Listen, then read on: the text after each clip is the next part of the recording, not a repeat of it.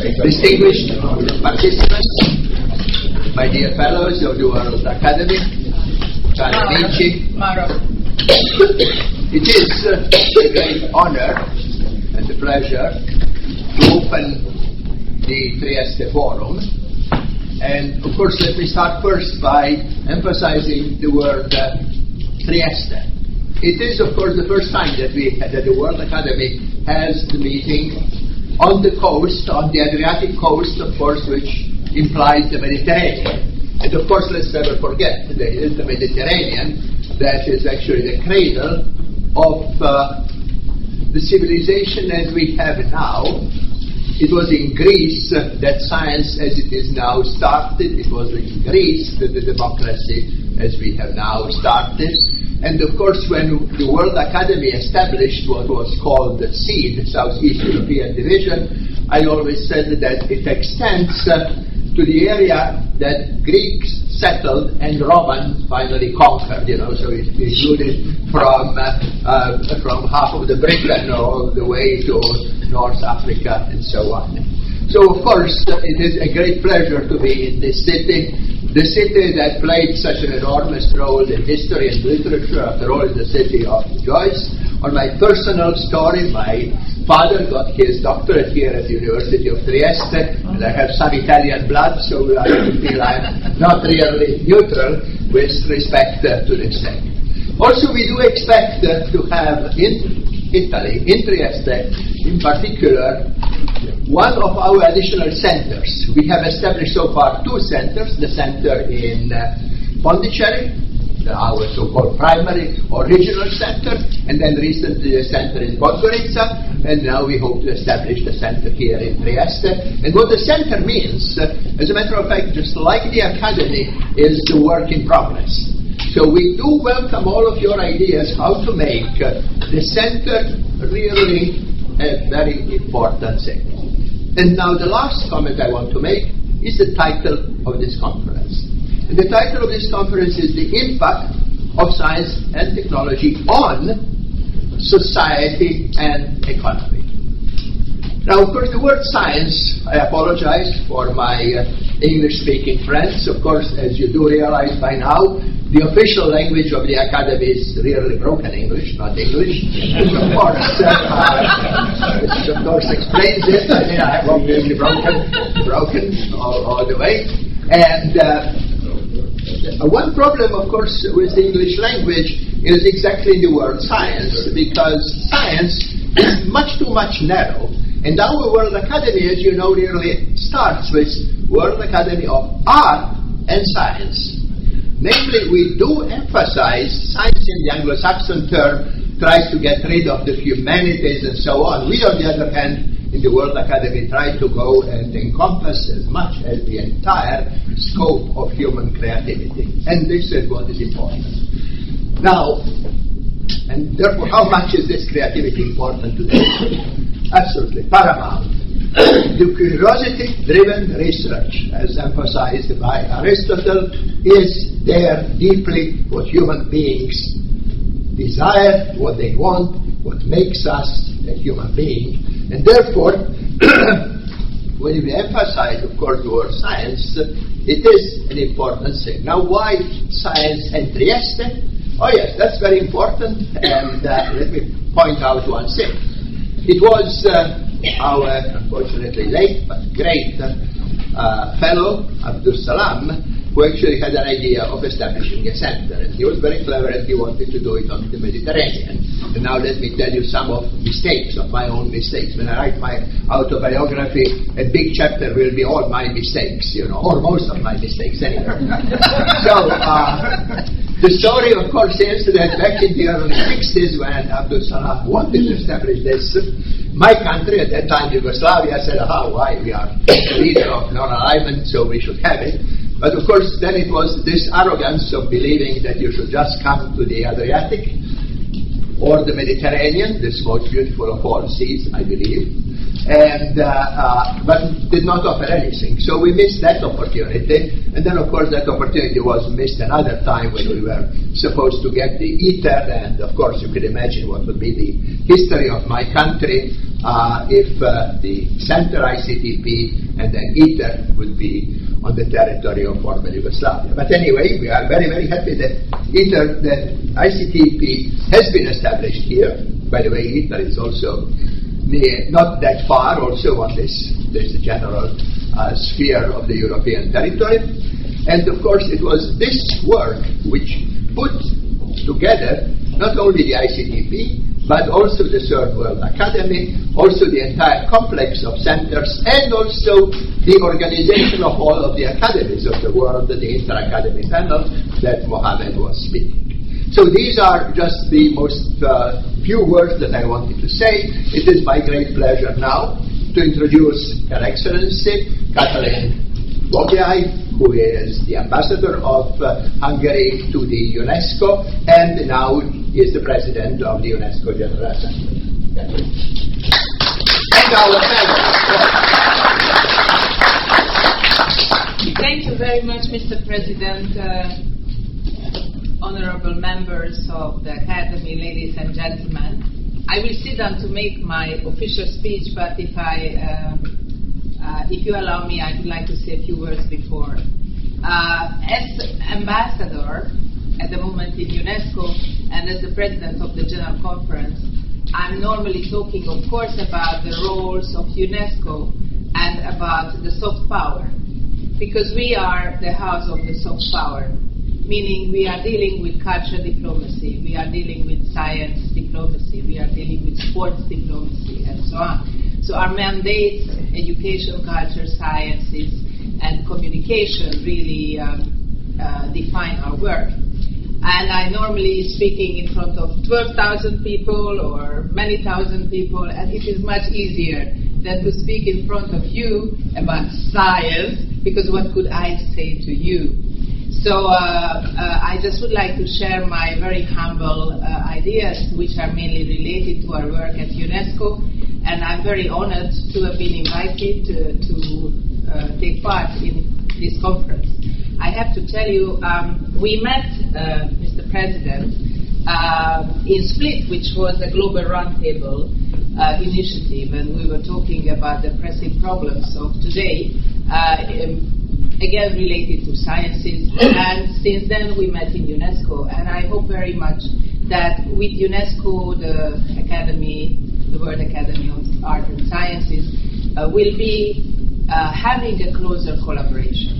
Because of course, once at the beginning, it went very much hand in hand with each other. Because of course, the funding Director General of UNESCO asked one of the founding fathers of the Academy to lead the science sector of UNESCO. So for me, it's a very symbolic meeting with all of you, and also because this is the World Academy of Art and Sciences is very important to me. I'm coming from a country, from Hungary, which you may know, which is full of culture and sciences. And of course, our world-famous World Academy of Sciences used to be the Academy for Art and Sciences. Once. It was even a time when Zoltán Kodály was actually the president of the Academy in Budapest. But during the communist years, they said, no humanities, no art, no. So really, in a way, this beautiful tradition broke. And now today we have the Academy of Sciences, and we have the Széchenyi Academy, and we have the Hungarian Academy for Art. So there is a need, of course, to think together, artists, scientists, movers and shakers who feel responsible for the future of this world. So these were just my introductory words, and thank you very much for inviting Mr. President to become a fellow, and this is really a great honor for me. And I just would like to sit down, because otherwise I can't control my So Your Excellencies, ladies and gentlemen, when UNESCO was established almost 7 decades ago, its constitution declared that peace must be founded upon the intellectual and moral solidarity of mankind. Julian Huxley, the first Director General, pointed out that in order to make science contribute to peace, security and human welfare, it would be necessary to relate the applications of science to a general scale of values. Guiding the development of science for the benefit of humanity will therefore imply the quest for a restatement of the morality in harmony with modern knowledge. And Julian Huxley has asked Professor Joseph Needham to lead science sector in UNESCO, the professor who was one of the charter members of the World Academy of Sciences. We know, of course, that these words were spoken with the backdrop of unprecedented devastation of the Second World War to remind us that scientific knowledge is a double-edged sword. Just as the dilemma of Einstein and Oppenheimer, which indicated the funding of an international association for exploring major concerns of humanity in a non-governmental context, the TWAS. But how relevant is the call for values in scientific progress today and in science diplomacy? As never before is my answer, since we are increasingly relying on science to answer some of the most pressing social, economic, and environmental problems of the global scale. Whether it is the urgent task of halting climate change and acute need to provide basic health care for large parts of the world's population, or the shared responsibility to eradicate extreme poverty and hunger, the science of the 21st century is expected to point to the effective solution. In other words, being ethical in science today means much more than being mindful of ethical principles as we pursue scientific knowledge for its own sake. Ethically sound science must contribute to broader human needs and well-being. These new expectations point to the need for a more expansive conception of the ethics of science, with greater emphasis placed on the responsibility of scientists to help society understand the threats they face as a result of unsuitable and unsustainable exploitation of resources, and to provide tools and solutions to counter such threats. Ladies and gentlemen, allow me to point just a few areas of contemporary human life where a deep crisis is imminent and where we put a big emphasis in our work in UNESCO. First, we are facing a global environmental emergency. Ecological catastrophes on local and regional levels occur with increasing frequency, and due to the proven trends of global climate change, they will only get worse. This part is dealt with our science sector in UNESCO. The second emergency is in the global economy, which has brought us uncomfortable close to the prospect of the global financial meltdown. The financial crisis has arisen not only due to the economic circumstances, but largely from the absence of ethical approach, ethical thinking, and ethical action in the leading financial systems and institutions, the banks, the funds, and even the government. This part is dealt with the social science sector of UNESCO. And third, we see the rapid developments which are associated with tremendous risk of human dignity in science, and especially life and with biological sciences. I would like also to mention the society itself we are dealing with in UNESCO, where growing social divisions are depriving millions of people of their dignity and are leading to tensions and violence around the globe. It is evident that the fruits of the rapid scientific and technological innovation are being distributed very unevenly. Ladies and gentlemen, the premise for this forum is the belief that to address adequately the major global problems of today, such as climate change, instability of financial markets, chronic underdevelopment, and persisting inequalities, we need to think outside conventional boundaries. I would say it would be very important such unconventional thinking because we need to start it immediately. We need to redefine the very idea of how to relate to each other and to the environment in which we live. The thinking should start with and be based on the right type of values. This part of the problems is led by the culture sector of UNESCO. This is the type of thinking that lies at the heart of UNESCO and its noble mission. UNESCO is here to harness the infinitive creative potential of human beings rooted in the culture diversity. The multicultural platform of UNESCO helps us expand the horizon of our thinking and seek solutions to our pressing problems in the richness of traditional knowledge, thoughts and practices around the world. Ladies and gentlemen, just to finish my thoughts, I would like to mention another aspect of our work in UNESCO, and that is gender equality. We have got two priorities really. One is Africa, and the other one is gender equality. And we've been working in gender equality on all the fields I mentioned, education, culture, sciences, and communication, very strongly. You may probably know about the program, which is the UNESCO L'Oreal Prize, and that has been a very influential prize in the world of the science, and it has given a lot of chance to young scientists and researchers, women, to work on their very special fields, and few of them were given later on the Nobel Prize as well. So, of course, I always say that we have to start ourselves, to change ourselves when we would like to talk about gender equality. I'm happy to say that UNESCO is led by 3 women at the moment. The Director General, Irina Bokova, the former ambassador of Bulgaria, is the Director General. The chair of the Executive Board is a lady from Barbados, Alessandra Cummins, who is the Director of the National Museum, and myself as the Ambassador of Hungary, leading the Supreme Body, the General Conference.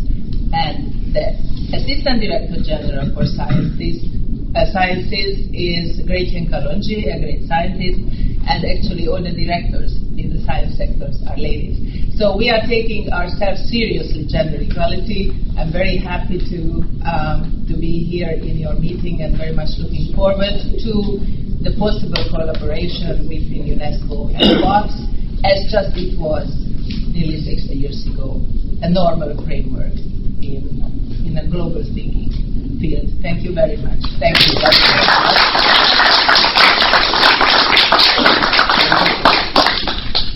Thank you very much, Mr. Šlaus, Mr. Jacobs, distinguished fellows, delegates, ladies and gentlemen. It is a great privilege and a pleasure for me to be with you this morning and to represent the Director General of the United Nations Office at Geneva, Mr. Hassan.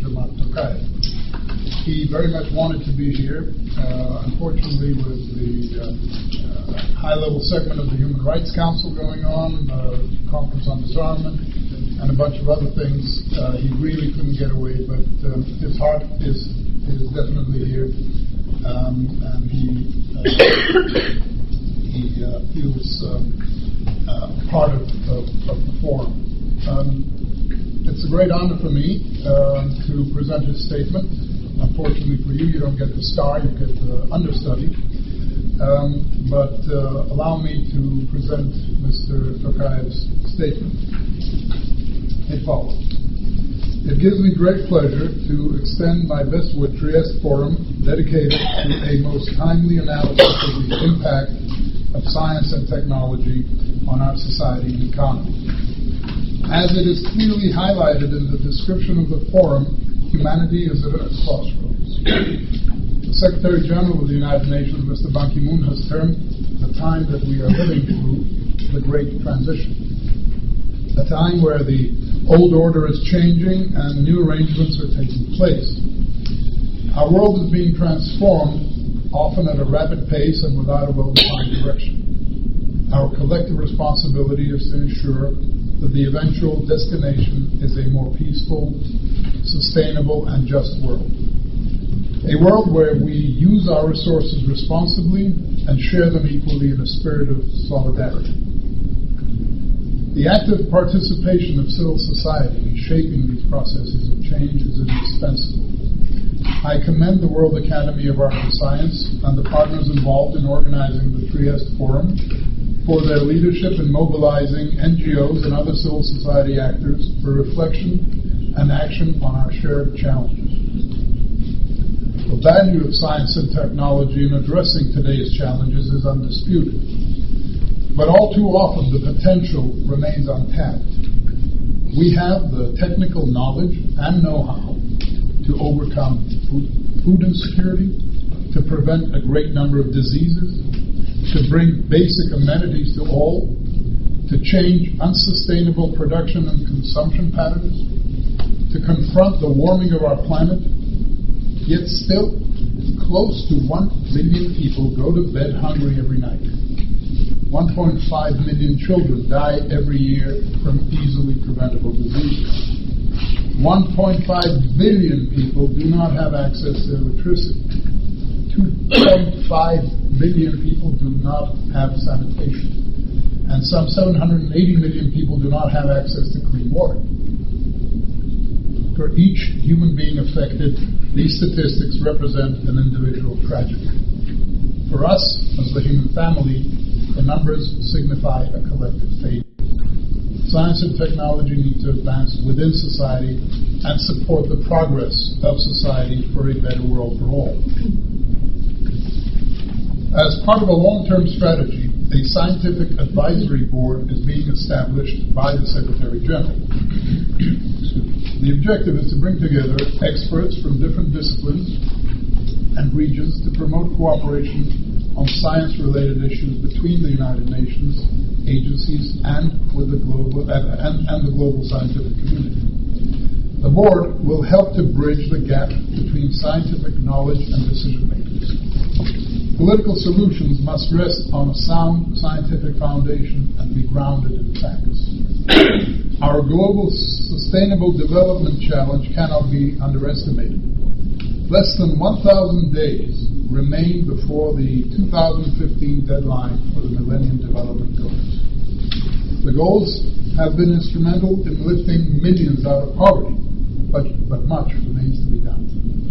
At the Rio +20 summit last June, governments agreed to develop a sustainable development framework for generations to come.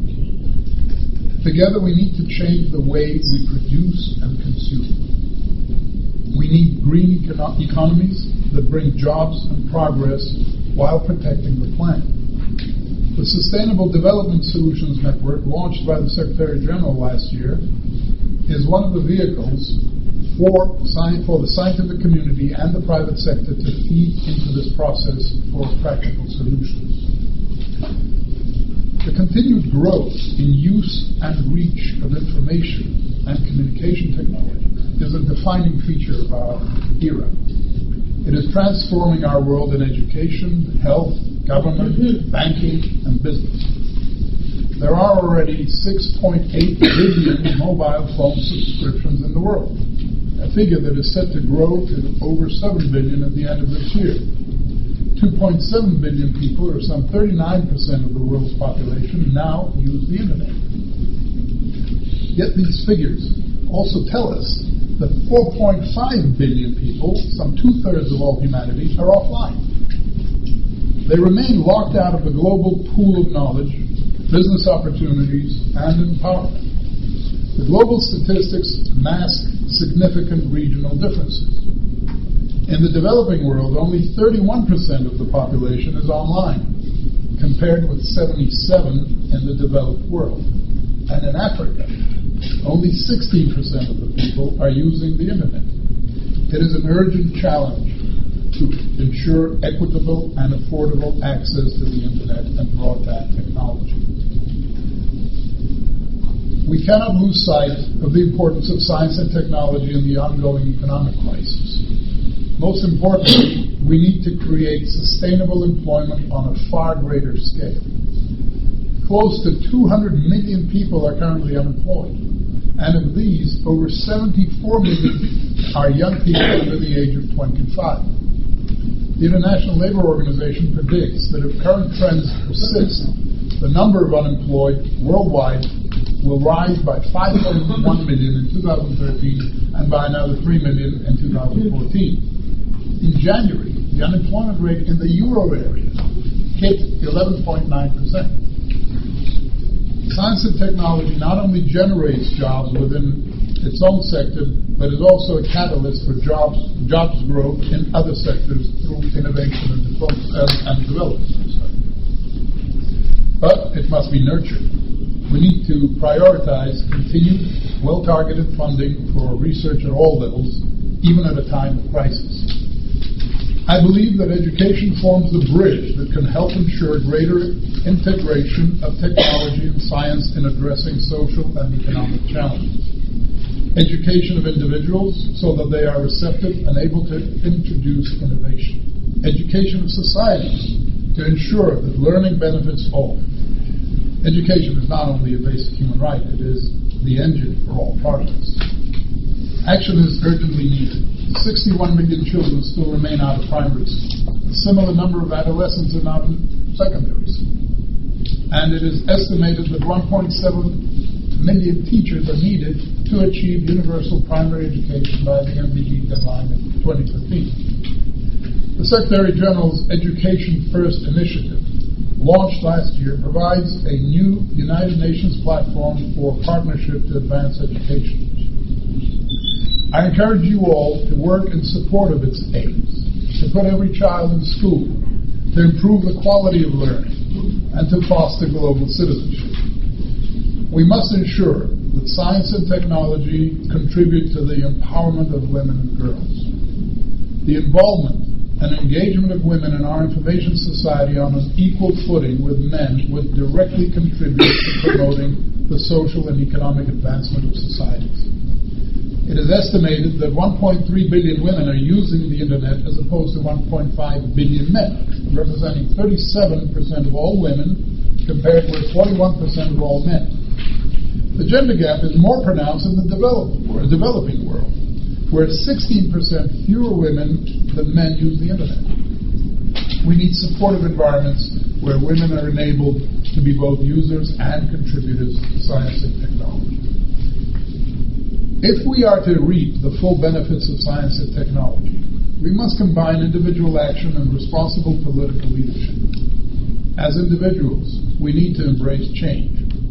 Responsible leadership needs to accelerate research in all areas that support a sustainable future, to ensure education for all, to tap into knowledge, and to establish domestic and international frameworks that enable all to share the benefits of science and technology. It is my hope that the Trieste Forum will provide fresh impetus for action at both individual and leadership levels. I wish you success and productive discussions.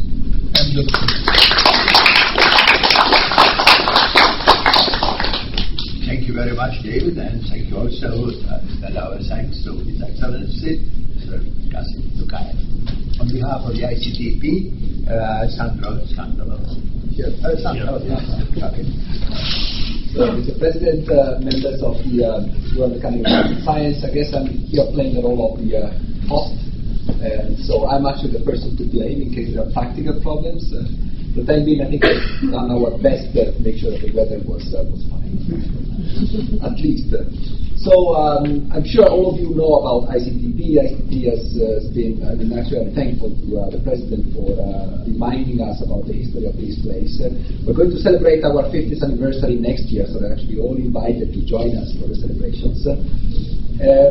My role is, of course, also that of trying to illustrate what the challenges are seen from the perspective of the ICTP, which is the perspective of basic science, basic research, research that the kind that leads to the discovery of the Higgs boson, just to give you an example of the kind of research that we do here. But also with a mission, which is the mission of helping scientists in developing countries. And I think in this respect, ICTP is really unique in the world. And we are thankful to UNESCO for being a part of the UNESCO constellation. We are a Category 1 institute here. But also we're thankful to the Italian government, who is continuing to support ICTP in spite of the financial crisis. and all that. So let me just illustrate perhaps a few challenges among the ones we are facing, just for a brief. Hopefully it will be the basis for a discussion in the next days. Well, one of probably the main challenge we're facing is the challenge of the time scales. The world is evolving extremely fast, economy is evolving fast, technology is evolving fast, but unfortunately the education and science, particularly basic science, has time scales which are completely different with respect to the ones we're used to in the ordinary life. I'd like to give a typical example that it takes perhaps 1 year to build a hospital, but it takes 20 years to educate a medical doctor. I think this is really at the heart of what ICTP is doing and has been doing over 50 years, and I think the fact that we've been existing for 50 years gives us a privileged point of view over this challenge.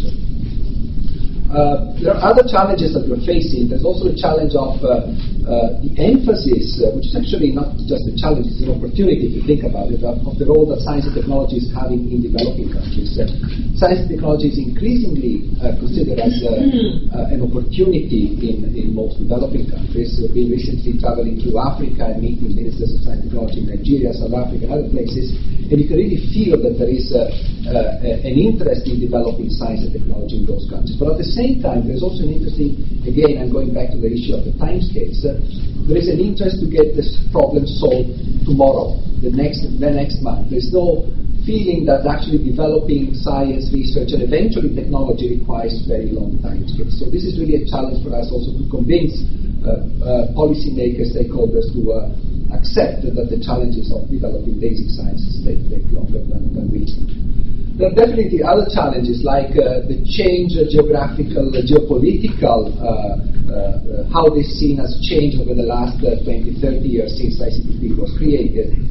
There are clearly countries like, say, India, China, Argentina, Brazil, and several others, which used to be on the receiving side as far as our mission was concerned, and now definitely are developing very fast. And this is, to some extent, both a challenge and an opportunity, because actually this is an opportunity we are trying to exploit by creating regional centers in these countries that can replicate what ICTP is doing here.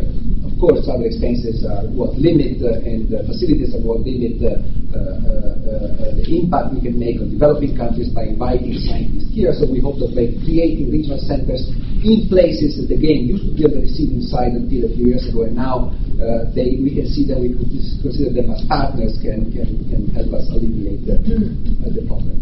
And finally, there is the challenge again of education, but particularly for what concerns, we are certainly interested in disseminating advanced science, advanced scientific concepts, and therefore the challenge of keeping the pace with the rapid developments of how the younger generations are approaching education and training, advanced training. We used to be working primarily through organizational conferences and schools here in Trieste or in developing countries, but we realized that with the advent of internet and all these electronic-based techniques that we need to really change our approach. There might be 2 billion mobile phones around the world, and certainly more than 70% of them at the hands of the younger generations. We definitely need to exploit those tools to make sure that we can disseminate information more efficiently, not only at the basic level, but also tertiary level and for advanced research. So I just leave you with these considerations, and I hope there will be time for you to develop these considerations further, and I leave the floor to my colleagues. Thank you. Thank you very much. We do hope what physicists have done through ages, namely keep coming back and back to ICTP as an inspiring place not only for science but general humankind development. Now, one of our sponsors is the World Academy of Sciences for the Developing World. The acronym TWAS is the same, remains as it was, and Peter will address us on the behalf of this sponsor of our conference. Peter, please. Good morning, ladies and gentlemen. First of all, also on behalf of our Executive Director, Romain Morenzi, who can't be with us here today, let me welcome you to Trieste and to this Trieste Forum on Science and Technology.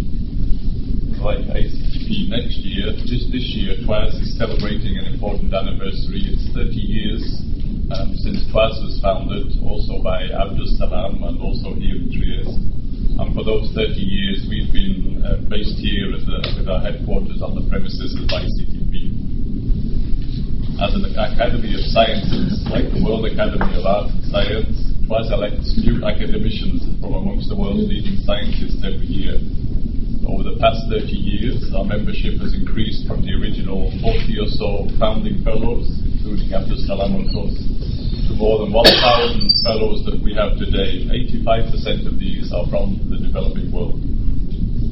Also during those 30 years, TWAS has worked tirelessly to help build scientific capacity in the South by providing research grants, research training, other fellowship and exchange opportunities. And we do this because we believe that science and technology are critical drivers of sustainable economic development, and that every country should have a critical mass of trained experts in those fields that are of most importance to it.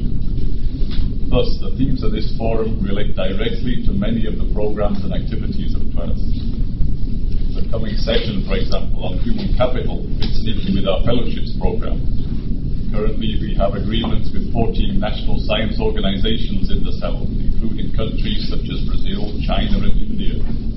As Sandro again said, these countries are no longer receiving countries. They are offering more than 400 fellowships to TWAS for young scientists from the developing world to go and study at the leading institutions in those countries. The session on recognizing talents and genius could apply to our research grants program.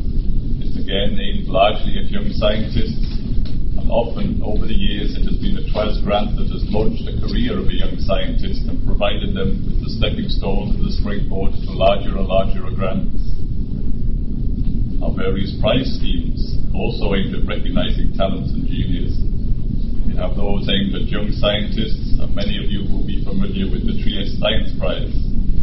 We're going to soon launch a new version of the Trieste Science Prize, the TWAS Lenovo Science Prize, offering $100,000 to leading scientists living and working in developing countries in recognition of their immense achievements in different fields of science. Considering the following session, the Network Society, TWAS itself, including our members, our alumni, those that have received awards and fellowships from us, benefited from our various programs. This has become a vast network of scientists across the developing and developed worlds. I'm sure we can find important synergies during the coming days of how this network and the network of the World Academy of Art and Science can work together. Likewise, it's clear, from documents such as The Future We Want that arose from the Rio Plus 20 World Summit on Sustainable Development recently, that there is an imperative need for us as a coherent society to move towards a more sustainable and equitable future, as has been said by David here. In this regard, sessions on the new economic theory and revaluing nature become of prime significance. Finally, TWAS has a long history of sharing knowledge through its newsletter, through a range of other publications, through the organisation of annual meetings and thematic workshops.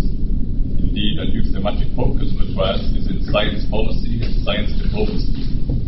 Or, in other words, how do we get the knowledge and information that arises from science into the hands of the decision makers, so that, in the words of the title of this forum, science and technology can have an even greater impact on science and economy, on society and economy. For these reasons and many others, TWAS is pleased to provide support to this meeting. And we therefore look forward to hearing the contributions from the diverse range of eminent speakers assembled here today and tomorrow. We look forward into discussing with you, to examining how TWAS may bring its expertise and its network to bear on the issues being discussed, to hearing the recommendations and opportunities for partnership that are expected to derive from this meeting. So, we finish by once again welcoming you to Trieste. I wish you all an interesting and fruitful forum. I ask you Mauro now to speak on behalf of the International Center for Genetic Engineering and Biotechnology. Okay, so welcome also on behalf of the International Center for Genetic Engineering and Biotechnology, which is an international institution in the United Nations big umbrella, but was founded upon an idea that arose around the 80s and took place in the first 5 or 6 years of the 80s. And the idea was very simple. That time was the time when genetic engineering started to boom, first in the United States and then spreading in the world. And genetic engineering was also the capacity of producing biopharmaceuticals on engineering plants and providing the potential solution for diagnostics. And so the idea was to build a center that could provide the possibility to developing countries and to developing country scientists to be trained into this field and then apply their knowledge for development. The concept is not very different from the same concept that inspired the creation of the International Center for Theoretical Physics. However, here we are speaking about real experiments and real biology. This is a sentence that was much later published, so I think that it describes very well the idea on which the ICGEB was conceived. Professor Romeo was one of the founding fathers in Italy who brings the concept to realization, and the center was established 26 years ago now. And the type of solution that it wants to tackle are very well exemplified by this email. I like to show this because it says it's an email received from a scientist in Nigeria, from Ibadan. It says, we have a problem in the management on our field gene bank. It explains that there is a plant that is attacked by a parasite, and they don't have any possibility by conventional breeding of getting rid of these parasites. And basically, they write us this email saying, well, you have so many biotechnological solutions to help us.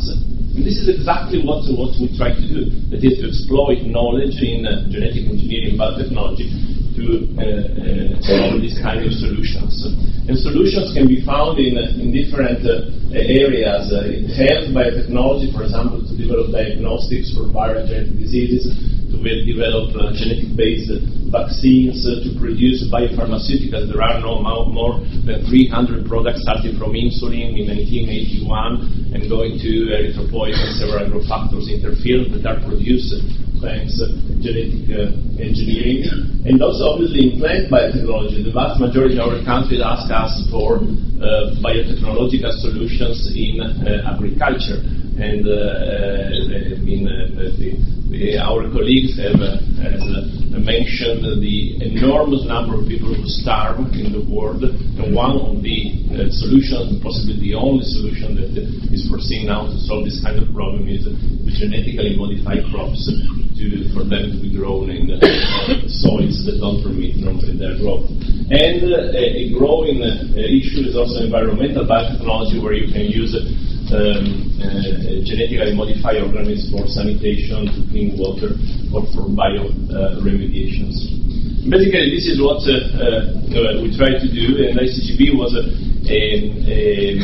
special project of UNIDO until 1995, and since 1995 to now, it is an independent international organization. It is currently sustained by 63 different countries, which are the countries that are depicted here in green. Some of the developing countries, so the receiving countries, as Sandro Scandolo has mentioned in his speech before, in 30 years ago are now China, Russia, South Africa, Brazil, and so basically we also feel the need of establishing different kinds of partnership for these countries. And the center started with 2 seats, one in Trieste and the other one in New Delhi since its beginning. And then 6 years ago also we funded a third component in Cape Town in South Africa. And all our activities are carried out with a series of more than 40 affiliated centers in most of these our supporting countries. To give you here the numerosity, in Trieste we are a bit more than 200 people, 16 research groups. The ICGEB campus is really very, very big in the outskirts of New Delhi, 400 people, 9 departments, 36 research groups. And in Cape Town, As I mentioned, this is a project that started more recently. There are about 60 people in 4 research groups. Apart from the research in the laboratory, we organize an average of more than 20 meetings and courses every year, and there is an average of about 1,000 participants per year to these courses. These courses are the cutting edge of research in different fields of molecular biology and genetics. We invite key leaders from all over the world and provide support for participants for our member countries to attend these meetings. We give grants, small grants to scientists in our supporting countries. This has also been an activity that we have carried out since inception. About 20 grants for 2 or 3 years to laboratories to develop collaborative research in the field of genetic engineering and biotechnology, and we give fellowships to PhD students or postdoc from our supporting countries to come join us in Trieste, Cape Town, stay with us 3 or 4 years if they do a PhD, 2 or 3 years if they are a postdoc, to be somehow involved in our advanced research activities. We are controlled by representatives of each of the supporting countries. This is our board of governors that meets every year in Trieste, and all the scientific activities are governed by a council of scientific advisors that includes 15 eminent scientists, several Nobel laureates, which are those with a star here, being members of the board now or in the past years. In Trieste, we do mostly health-related research, so biomedical research in fields that are very practically pertinent to developing countries, for example, such as HIV, papillomavirus, or rotavirus, but also fields that are more pertinent to the entire population. You have to think that now in Africa, in several cities, in India, in several cities in Africa, people die more of cardiovascular disorder than of infectious diseases. That is, with the aging of the population, there's been a tremendous shift in the impact of disease. So we do gene therapy, we do stem cell research for rejuvenation or for regeneration, and we study diseases such as cardiovascular diseases and cancer through the assistance of very dedicated facilities where young scientists from any country can find really the best technology that is available currently. Consider that in Trieste, out of the 200 and so people that are working, there are 3/4 have less than 35 years, and they come from more than 25 nationalities at this moment. So a very young environment. We take much attention to be cutting edge in our research. So for us, publications and academic research is very, very important. We try to publish in the best journals. I have a record of about 80 publications per year in peer-reviewed international journal with an impact factor per publication of 5.55, which is considered average in the best international institutions. Obviously, we pay much attention to the dissemination of science, and this is why both the ICGEB and I am personally very happy to be here today. It's now very clear that we are witnessing a progressive impact of genetic information and biological manipulation in the current life. These are the cover time of a couple of years ago, saying the genetic features in now. It is very clear that this is the biotech century, and this is spread to the population. I'm just showing you one slide that is the publicity, the advertisement of one of the best brands of pasta here in Italy, and they choose this brand, the double-strand DNA.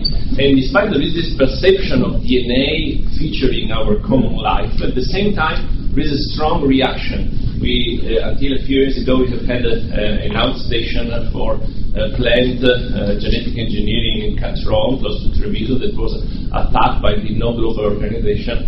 And this is a picture of what they wrote on the window saying no OGM. You will hear Dechori Pateri, who takes care of our biosafety program, speaking more in detail of what we do in this field, I believe, tomorrow. So we think that as scientists, we have a strong responsibility of making sure that the public perception of science is adequate and is correct and reflects what's really done in the laboratories. And one of the things that we do very much is try to disseminate our research.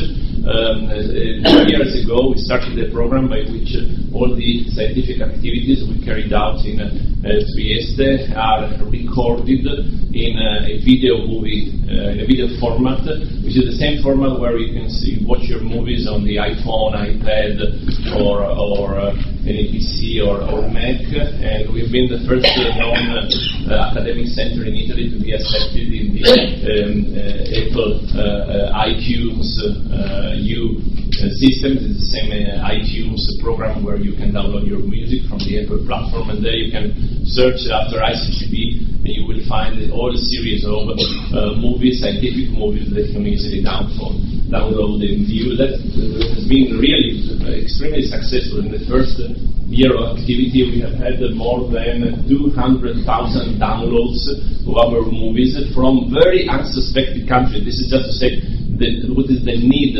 for knowledge in this field. So there have been top downloads from USA, Italy, UK, but also downloads from Saudi Arabia, from the Philippines, and from very other unsuspected countries. The Samoa Island, the Virgin Islands are watching our movies inside to say that really we are living in a world planet. And we are very active also in social networks, because we understand that for young generation it's very important to be on Facebook and to try to explain science on Facebook and explain science on Twitter. We're also realizing that there is another aspect of biotechnology that is absolutely essential. Let me consider with you these results. This is the Human Development Report published a couple of years ago by the UNDP. And they took into consideration a series of parameters which they call the Human Development Index, which is a three-dimensional parameters with a series of indicators for growth of the different countries in the world. So more than 160 countries were considered, if I remember well. And these parameters took into consideration health, education, and the quality of life, which somehow reflects the economical income.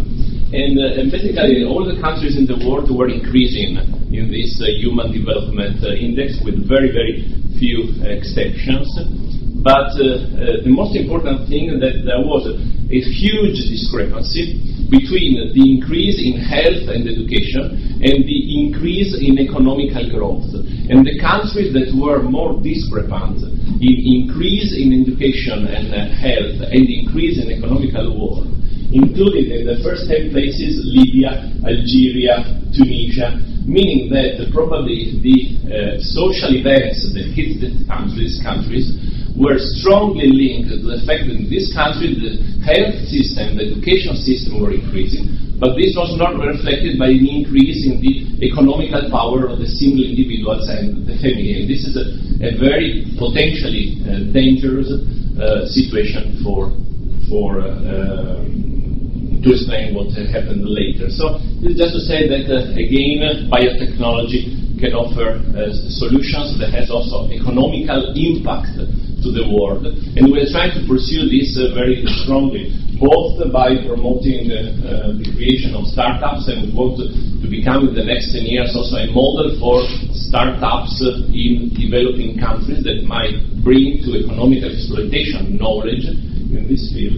At the same time, we transfer technology to industry, especially by now in the field of the production of recombinant biopharmaceuticals, so insulin, erythropoietin, interferons, the factor that I mentioned before.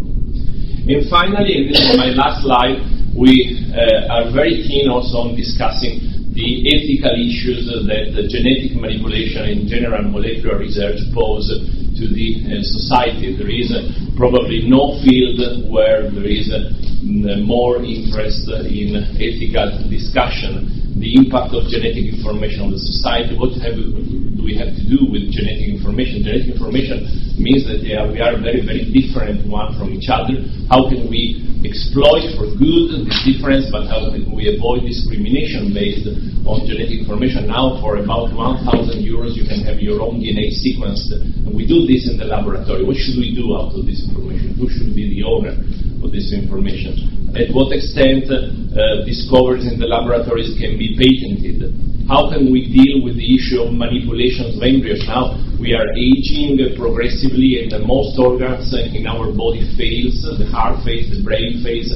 In Europe, there are 1 person out of 3 have Alzheimer's disease. If you want to regenerate the brain, probably we should go through embryo research, but how should we restrict embryo research for ethical reasons? There are big issues, aging, animal experimentation, big problems here in all Europe and the United States to prohibit animal experimentation. And then there is the issue that since we know DNA, we know how to transfer DNA, we can also think of manipulating human genetic information. Obviously, there is the question of what extent this can be done without the limits that we have proposed to our research. And I think that we published a book last year, which I think has a very catchy title. It's named Polis Genetica, a Society of the Future. Polis is the Greek name for the society, the city, the citizen of the city. And that I believe that we really live in a society where the term genetica, the adjective genetica, fits very well with what's going on also in the society. And with this, I thank you very much for your time. Grazie Mauro, many thanks to all the speakers.